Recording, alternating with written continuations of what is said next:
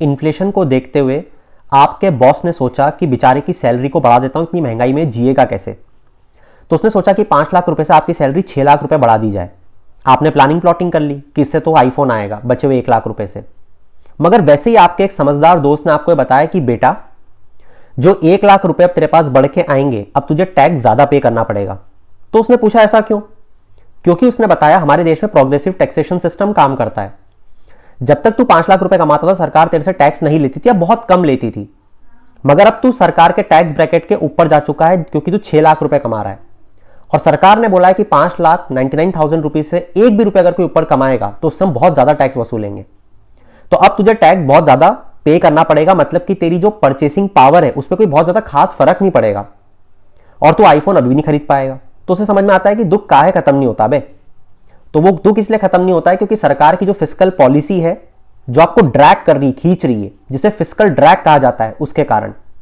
दोस्तों, जो fiscal drag की पॉलिसी सरकार की क्यों लाती होगी?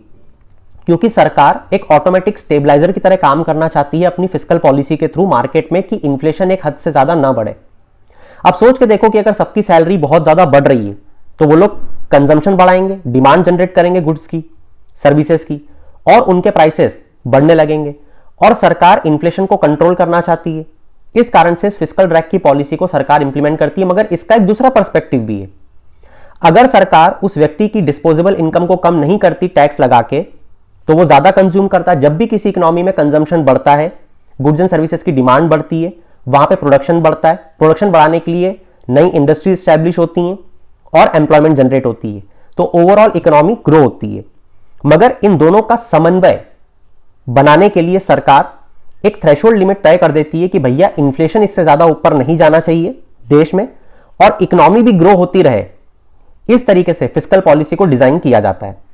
तो ओवरऑल आपने समझा कि इस फिस्कल पॉलिसी के थ्रू, जो कि फिस्कल ड्रैग को लीड कर रही है, जहां पे उस व्यक्ति को अब ज्यादा टैक्स भरना पड़ रहा है थ्रेशोल्ड लिमिट क्रॉस करने के बाद अपनी सैलरी पे।